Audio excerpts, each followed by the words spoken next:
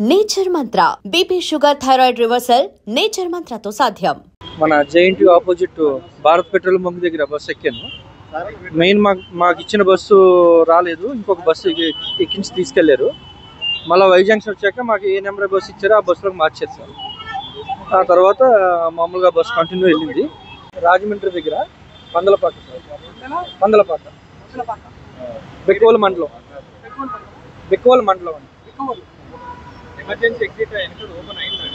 ఏ డోర్లు ఏ అద్దాలు ఓపెన్ అవ్వలేదు సార్. వెనకాల అలా బద్దలు కొడితే దెబ్బ కొడుతుంటే ఈ అద్దం పగిలింది. అందులోంచి మేము బయటకు వచ్చాం సార్. పెద్ద అద్దం కాదు సార్, ఓన్లీ డోర్ కున్న అద్దం అందులో ఉంచండి. అందరూ చాలా ట్రై చేసి అప్పర్ 19 అండి, జూన్ 19 లాస్ట్ నేను దిగలేదు సార్. మెలకు వచ్చేటప్పటికే డోర్ని బద్దలు కొడుతున్నారు. ఆ మొత్తం అంతా కూడా పొగతో మసిపోసిపోయింది. ఎవరేం తెలుసుకోలేదు సార్. ఏమైంది అనే లోపు నన్ను పైనుంచి కింద ఎవరు ఉన్నారో వాళ్ళు ఎవరు అందులో చెయ్యట్లు లాగుతూ లోపల నుంచి బయట లాగేశారు సార్. వాళ్ళు పడిపోయి నేను బయట పడిపోయాను. ఇప్పుడు మీ సీట్ పక్కన ఉన్న వాళ్ళు ఉన్నారా అండి? నాది సింగిల్ సీట్ అండి, అప్పరు. కింద కూడా మరి ఎవరు ఉన్నారో తెలీదు. నా పక్కన డబల్ అండి. ఓకే అండి. నమస్తే, welcome to iDream talking point with కవిత.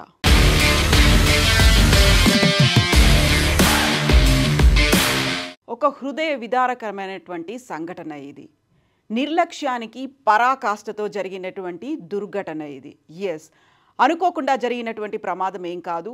తెలుసు ఇలాంటి ప్రమాదాలు జరిగే అవకాశం ఉంది అని కూడా తెలుసు.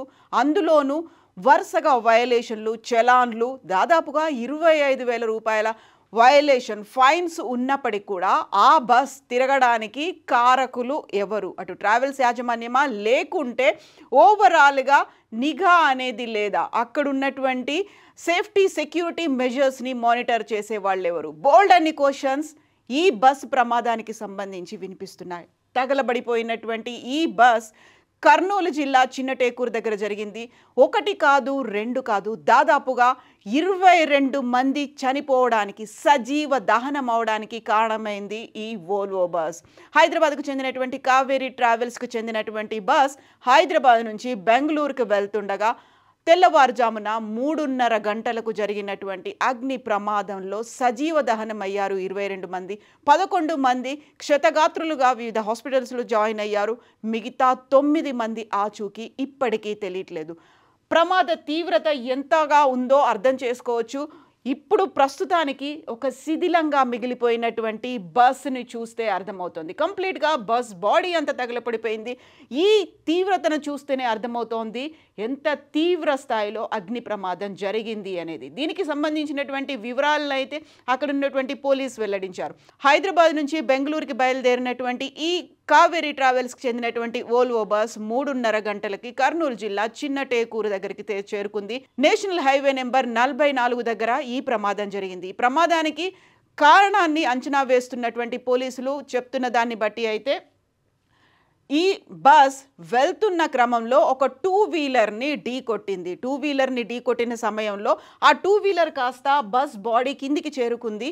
బస్ బాడీ కింద అక్కడ ఉన్నటువంటి ట్యాంకర్తో జరిగినటువంటి రాపిడి వల్ల అప్పటికి కూడా డ్రైవర్ ఆపకుండా దాన్ని తీసుకెళ్లారు. ఆ నేపథ్యంలోనే 2 వీలర్ నడుపుతున్నటువంటి వ్యక్తి శివశంకర్గా ఐడెంటిఫై చేశారు. ఆయన డెడ్ బాడీ, ఆయన కూడా మరణించారు. డెడ్ బాడీ రోడ్డుకి అవతల వైపున పడిపోయింది.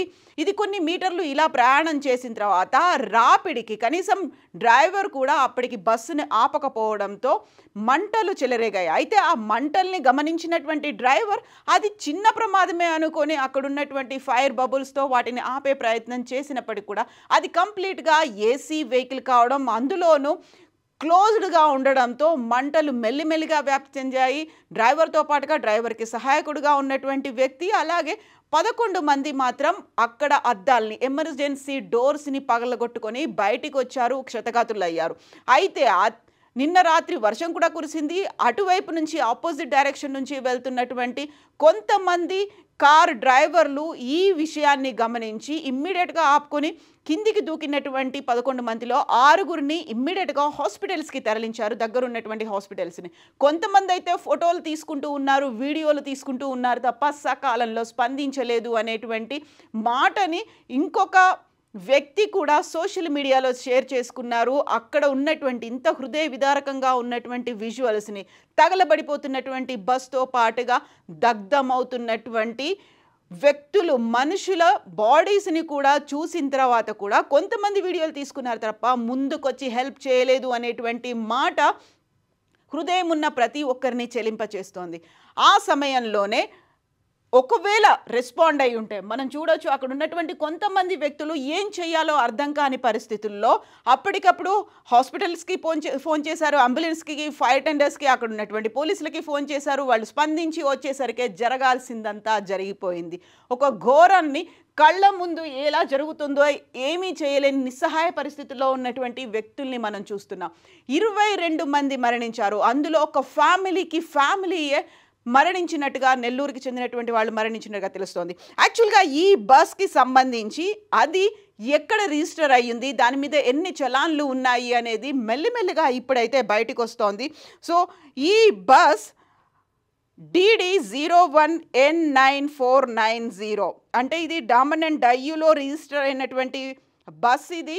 ఆ తర్వాత దీనికి సంబంధించి 2024 జనవరి 27 నుంచి 2025 అక్టోబర్ 9 వరకు ఈ బస్ 16 సార్లు ట్రాఫిక్ నిబంధనలని ఉల్లంఘించినట్లుగా చలాన్లు అయితే ఉన్నాయి. 9 సార్లు నో ఎంట్రీ జోన్లోకి ప్రవేశించింది.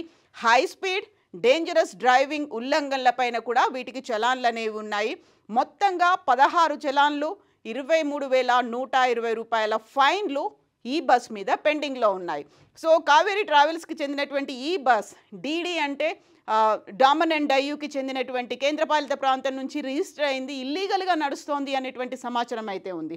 DD01N9490తో నెంబర్తో రిజిస్టర్ అయింది. బస్ ఫిట్గానే ఉంది. అయితే బైక్ని బలంగా ఢీకొట్టడం వల్లే బస్సులో మంటలు వచ్చాయి అనేటువంటి మాట. 2018 మే 2న బస్సును డామన్ అండ్ డయ్యూలో రిజిస్టర్ చేశారు. బస్సుకు 2030 ఏప్రిల్ 30 వరకు టూరిస్ట్ పర్మిట్ అయితే జారీ అయ్యి ఉంది. ప్రమాదానికి గురైన బస్ ఫిట్గా ఉంది. 2027 మార్చ్ 31 వరకు ఫిట్నెస్ సర్టిఫికెట్ అనేది కూడా ఉంది. 2026 ఏప్రిల్ 20 వరకు బస్సుకు ఇన్సూరెన్స్ కూడా ఉంది. బైక్ని బలంగా ఢీకొట్టడం వల్లే బస్సులో మంటలు వచ్చాయి. అన్ని కోణాల్లోనూ దీన్ని దర్యాప్తు చేస్తున్నామని చెప్పినప్పటికీ బస్కి ఫిట్గా ఉంది, బస్కి లైసెన్సులు కూడా ఉన్నాయి, బస్కి ఇన్సూరెన్స్ కూడా ఉంది. బట్ ప్రాణాలు మాత్రం పోయాయి. ఈ ప్రాణాలకి బాధ్యులు ఎవరు? మేము ఆ విజువల్స్ని మీకు చూపించదలుచుకోలేదు. చాలా హృదయ విదారకంగా ఉన్నటువంటి విజువల్స్, ఒక్కసారిగా చెలరేగినటువంటి మంటలు, అందులోనూ 3:30 కావడంతో అందరూ నిద్రలో ఉన్నారు. సడన్గా బస్ ఆగింది. ఒక రకమైనటువంటి ఆందోళన, అరుపులు, కేకలు, బస్సు దిగి పారిపోతున్న వాళ్ళు. అయితే అద్దాలు పగలగొట్టుకోలేక, బయటికి రాలేక అక్కడ హాహాకారాలు చేస్తూ మరణించి సజీవ దహనమైనటువంటి వాళ్ళని గుర్తు చేసుకుంటే ఏ ఒక్కరికి నిద్ర పట్టని పరిస్థితి. ఆ పరిస్థితికి, అలాంటి దుస్థితికి కారణమైనటువంటి వ్యక్తులు ఎవరు? ఎవరి దగ్గర ఈ నిర్లక్ష్యం కనిపిస్తోంది?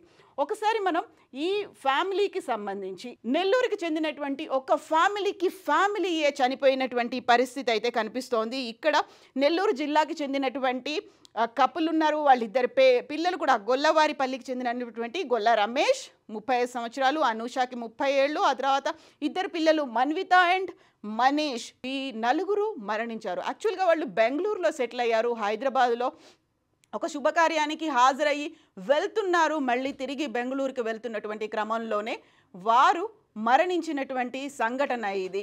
ఒక ఫ్యామిలీ అయిపోయింది. ఎంతోమంది తమ అయిన వారిని, తమ కుటుంబ సభ్యుల్ని, తమ బంధుమిత్రుల్ని కోల్పోయినటువంటి సంఘటన ఇది. ప్రేక్షకులకి గుర్తుండే ఉంటుంది, 2013 అక్టోబర్ 30న ఇదే వాల్వో బస్, అందులో ప్రయాణిస్తున్నటువంటి 45 మంది మరణానికి, సజీవ దహనానికి కారణమైంది. ఆ బస్ కూడా అక్టోబర్లోని తగలబడింది. ఆ బస్ కూడా ఇదే రూట్లో ప్రయాణించింది. అప్పుడు అది బెంగళూరు నుంచి హైదరాబాద్కు వస్తోంది. ఈ తెల్లవారుజామున జరిగినటువంటి ఈ బస్ ప్రమాదంలో హైదరాబాద్ నుంచి బెంగళూరుకి వెళ్తోంది. అక్టోబర్లోనే ఈ ఇన్సిడెంట్ జరిగింది. దీని వెనకాల ఉంది కూడా వోల్వో బస్. పాలెంలో బస్ దుర్ఘటన జరిగినప్పుడు కూడా వోల్వో బస్సే దగ్ధమైపోయింది.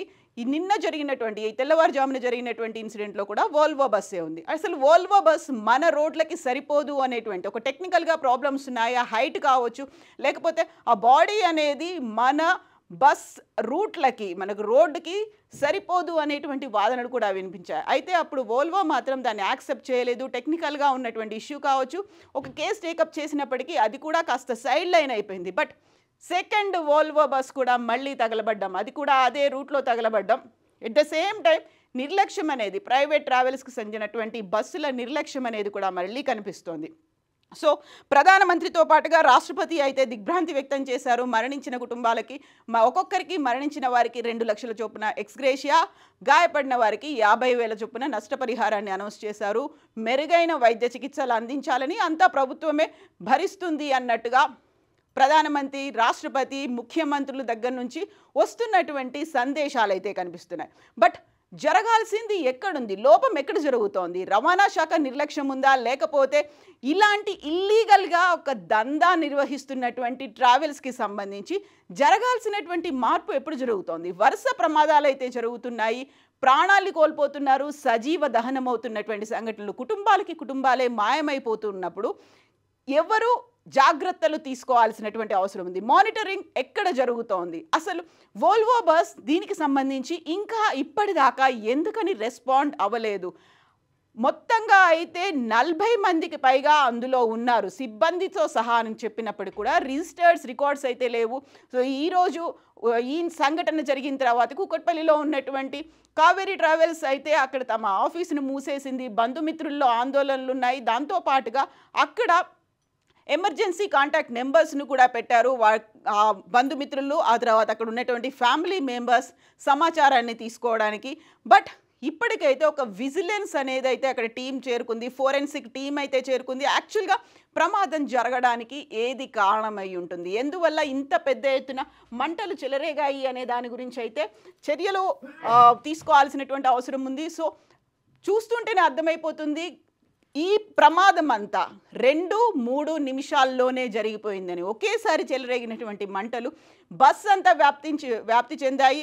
కేవలం 3 నిమిషాల్లో జరిగినటువంటి ఈ అతిపెద్ద దుర్ఘటన, అత్యంత హృదయ విదారకరమైనటువంటి ఘటనలో ఇప్పటికీ అఫీషియల్గా ఎంతమంది అనేది తెలియదు. ఫోన్లు అయితే స్విచ్ ఆఫ్ చేసి ఉన్నాయి, అవి ఫోన్లు తగలబడిపోయాయా, ఏం జరిగింది అనేది తెలియదు. 9 మంది ఎక్కడికి వెళ్ళిపోయారు? వారు కూడా ఇందులోనే ఉండిపోయారా, బయటపడలేని స్థితిలో ఉన్నారా, లేకుంటే దూకి ఎక్కడికైనా వెళ్ళిపోయారా, ఏదైనా హాస్పిటల్లో జాయిన్ అయిపోయారా, భయంతో ఎక్కడైనా పరుగులు తీసారా, ఏ వెహికల్లో అయినా ఎక్కి వెళ్ళిపోయారా, అది ఇప్పటికీ కూడా తెలియని పరిస్థితి. ఫోన్లు కూడా లేవు, కాంటాక్ట్ చేసే పరిస్థితి లేదు. 22 మంది అయితే ఇప్పటికీ తెలిసింది, 11 మంది హాస్పిటల్స్లో ఉన్నారు. మిగతా 9 మంది ఎవరు? 2 చిన్నారులు కూడా ఇందులోనే మరణించారు. కాబట్టి సో మిగతా వారి పరిస్థితి ఏంటి అనేది ఇప్పటికి కూడా అంతుపట్టని ఒక మిస్టరీగా మిగిలిపోయింది. ఫోరెన్సిక్ టీం అయితే అక్కడికి చేరుకుంది. అక్కడ జరుగుతున్నటువంటి ఇన్సిడెంట్కి సంబంధించి అసలు ప్రమాదం ఎలా జరిగింది అనేది తెలుసుకోవడానికైతే యాక్చువల్గా రీజన్ ఐడెంటిఫై చేయడానికి కూడా టైం పడుతుంది. ఇప్పటికైతే ప్రాథమికంగా తెలిసిన దాన్ని బట్టి బైక్ యాక్సిడెంట్కి గురవడంతోనే జరిగింది అని. బట్ ఒక నిర్లక్ష్యం అనేది అయితే కనిపిస్తుంది, ఒక నిర్లిప్తత ఉంది. సో వాళ్ళకి కావాల్సినటువంటి ముడుపులు అందితే చాలు, రవాణా శాఖ కావచ్చు, అక్కడ ఉన్నటువంటి బోర్డర్ పర్సన్స్ కావచ్చు, వదిలేస్తున్నారు అనేది. ఇల్లీగల్గా తిరుగుతున్నటువంటి వెహికల్స్తో ప్రమాదాలు జరుగుతున్నాయి, ప్రాణాలు పోతున్నాయి అనుకున్నప్పటికీ ఇప్పటికీ ఎందుకు కళ్ళు తెరవలేదు అనేదే బిగ్గెస్ట్ క్వశ్చన్ మార్క్గా ఉంది. సో పాలెం దుర్ఘటనలో జరిగినటువంటి వోల్వో బస్, ఇక్కడ కూడా వోల్వో బస్ ఏమై ఉంటుందని మీరు అనుకుంటున్నారు? ప్రమాదానికి కారణాలు ఏంటి, ఎవరి నిర్లక్ష్యం కనిపిస్తోంది అనేది కామెంట్స్ రూపంలో తెలియజేయండి. And for more videos, please subscribe to iDream. Please subscribe to iDream. Please subscribe iDream. And please subscribe to iDream. For more videos, subscribe to iDream. please like, share and subscribe to the channel. Congratulations, iDream. Subscribe to iDream. Subscribe to iDream. So subscribe to iDream Media. iDream ki iDream team andarki huge congratulations. Please subscribe iDream Media. Please subscribe to iDream. Subscribe iDream. Please subscribe to iDream. iDream అంటే నా కళల channel subscribe చేసుకున్న నోరు తిరుగుతలేదు, మీరైతే గంట గుర్తు కొట్టండి. For more such videos, please subscribe to iDream. Subscribe to iDream. Please subscribe to iDream. Please subscribe iDream Media. Please do subscribe to iDream. Please subscribe to iDream Media. For best entertainment and information, please subscribe iDream. And don't forget to subscribe to iDream.